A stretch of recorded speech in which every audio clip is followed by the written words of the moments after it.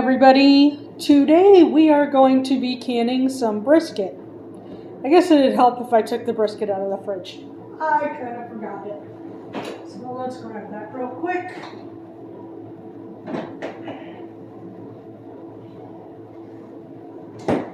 I already went ahead and chopped it up to make this process go a little bit quicker. And if you take a look here, there's my beautiful brisket. I got most of the fat off. I did try to make sure I left a little bit on every piece. And then over here, I have the fat that I'm going to render a little bit later. Can that. But in the meantime, we're going to go ahead and get this started. I've already got most of my jars washed and ready to go. We're just going to go ahead and add a half a teaspoon of salt to each of these jars. I am using Redmond's real salt.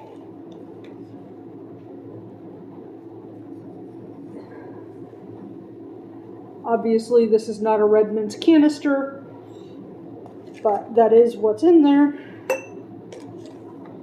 And so we'll put this in here. Salt is not required for the canning process, but I always add it because I love salt. And if I don't add it now, I'll add it later. Doesn't really make any difference in the canning process, but I try to have some salt in everything that I can because I just don't get enough salt for my diet. So we're going to go ahead and put these in here. So this was a 13-pound brisket that I got. Once I cut all the fat off of it, I'm guessing it's probably closer. Well, it was 13.5 pounds. So once I get all the fat cut off of it, I am guessing that it's closer to 12 pounds. So I do have 12 jars. The rest of them are in the dishwasher still, because I needed to get this started. I'm going to get these packed in here nice and tight. Another thing when you're canning raw packed meat like this is you do not need to add liquid to it, because the canning process will create its own liquid. But I have a little bit of brisket left over that I smoked this weekend in the fridge, and I am going to take just a little bit of that juice and put it in these jars before I can them, just to add a little additional flavor. That juice is a pretty standard mix. When I make my brisket on the smoker, I do a rub of salt, pepper, white pepper actually, cumin, onion powder, garlic powder,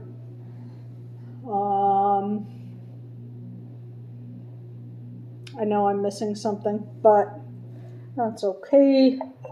So I'm going to add probably a couple tablespoons of that to these jars as well, just to get those flavors in here.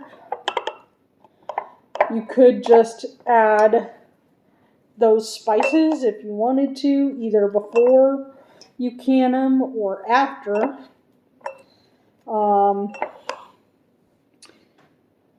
But I have far more juice left than brisket, so I'm not going to use it all.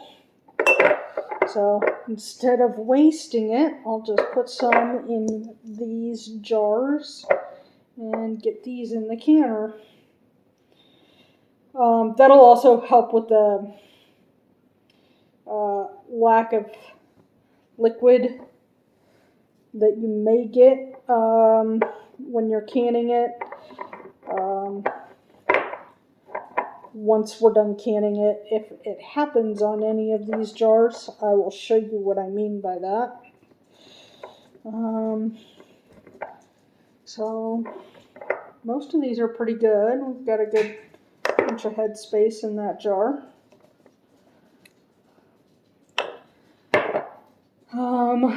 So that one's good. That one's good. I might be able to fit another small piece in there. Let's see. There we go. Shove them on down in there. We don't want to pack it in here too tight, but we do want to make sure we're getting what we can in there. We should be getting about 1 pound of meat per jar, generally speaking. Man, I can't wait to get this out of the canner and see how it looks. This is my first time doing brisket, but I have done other meats and beefs as well. So that's not going to work. I'll shove that baby in here. Another small piece. There we go. That works.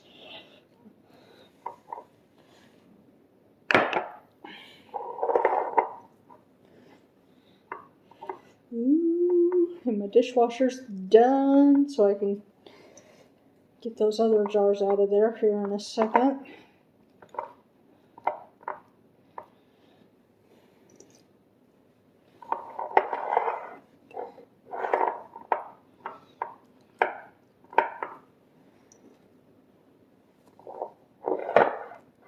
That looks pretty good.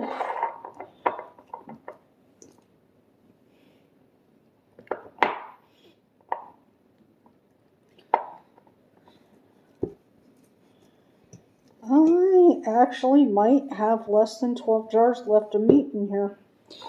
Alright, so let's get those there, and I'm going to pause you guys for a minute and get the rest of those jars. I'll be right back. Alright, so I took the rest of my jars out of the dishwasher and got them all filled up. And I have a bit of a conundrum. Are y'all ready for this? One single chunk of brisket is left, and I don't see how I can fit this in any of my jars.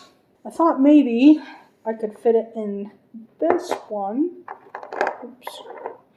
Let's bring it back a little bit. There we go. I thought maybe I could fit it in this one. See, there's a little bit of empty space.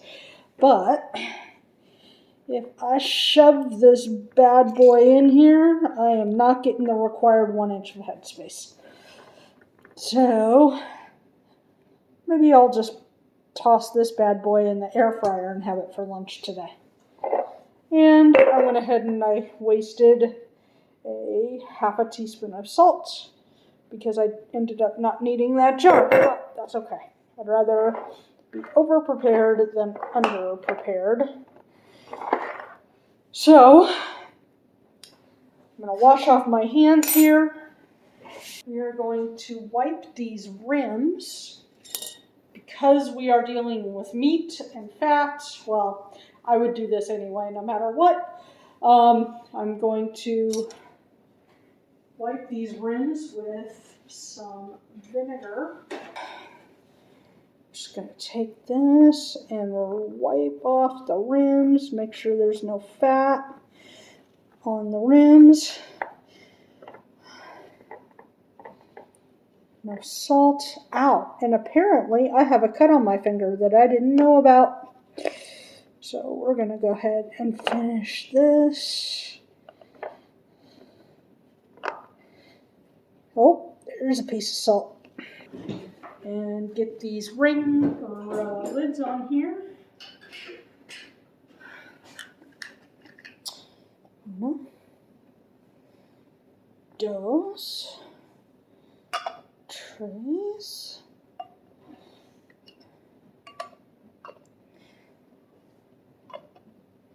All right, so we are doing whatchamajingle, raw packed meat.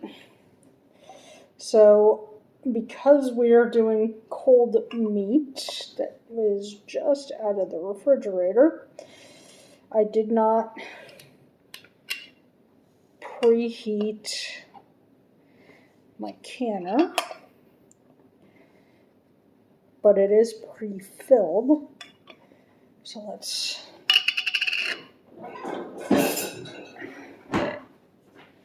get these lids on here. And that'll take up more than a row in the canner, I believe.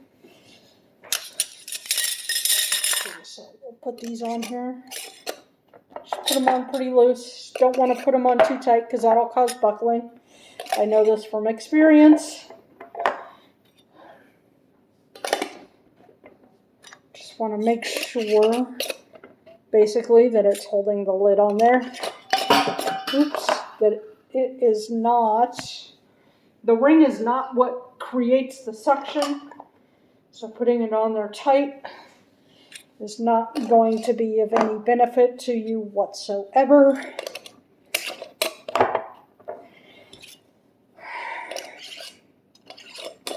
So we will put the rest of these on here.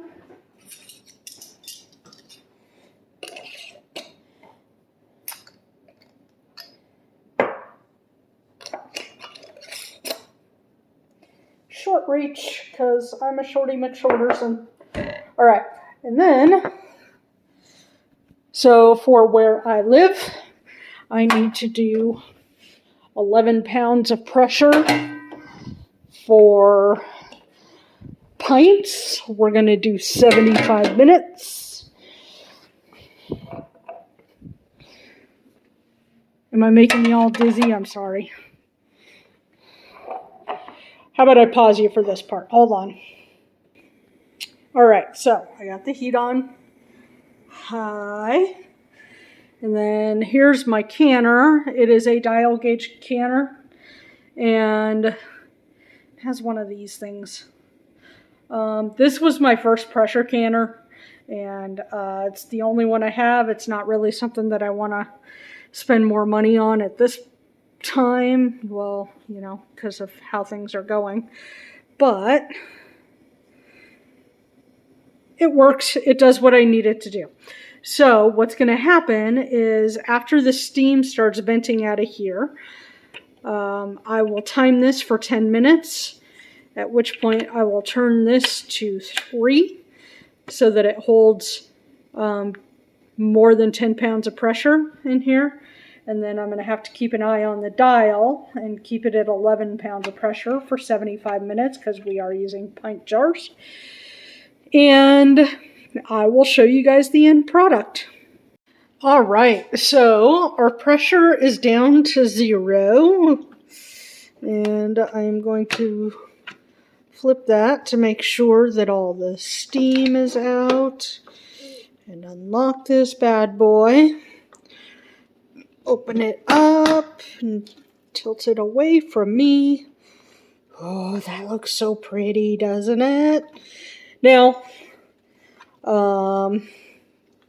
in the interest of full disclosure, I totally forgot to do that thing. What was that thing? Oh, put broth from my previous brisket in here. But I think that's going to end up being okay, just based on those first couple of jars. Because it looks like they filled out pretty nicely. So we're going to grab our grabby thingies. And we're going to start grabbing these bad boys. I'm going to put them on this towel over here. Gosh, those look so pretty. Look at that. Yum, yum, yum, yum, yum, yum, yum. And so I've never used this rack before. So let's see if I can figure out how to get this out of here. Is it hot? A little bit. Not too bad. Nothing a well-placed pot holder won't take care of. Oh, maybe a well-placed pot holder will not take care of it. Let's see, what else we got? Oh, whisking attachment. That'll do it. Haha! Gotta be smarter than your tools. Alright, so put that over there. Get the rest of these beauties out of here. I fried up that last piece in the air fryer for about 10 minutes with some salt on it. And man, that was muy delicioso. So we're gonna finish getting these out of here and let them rest on the counter. Probably until the morning. Alright, and there we go. 11 beautiful pints of brisket. And it actually looks like they've already all sealed. And then, as a bonus, there's the lard that I'm rendering. Tallow. There you go, that's the word. Tallow. That looks pretty darn good too, if you ask me. Looks like the heat's up a little bit high though, so we're going to have to turn that down. Because it doesn't need to be boiling like that. And then you and I will get back together in the morning and check in on the canning and the tallow and all the good things. So, I just turned around from taking all that stuff out of the canner. And look what I saw.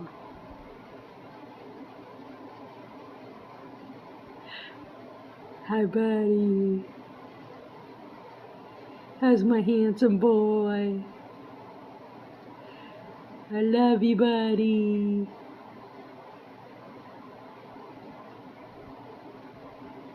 Sometimes it's really hard to get stuff done around here when that face is looking at you. Alright, so it's been about 20 hours since I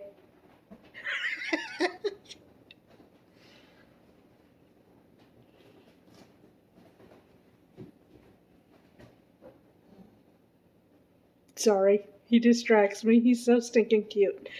Anyway, it's been about 20 hours since I canned this brisket, so let's take a look. I already went through and washed the jars again, checked the seals. I did that early this morning because I thought there were a couple that might not have sealed, but man, these are all on there nice and tight. So I need to go ahead and get these labeled and put away.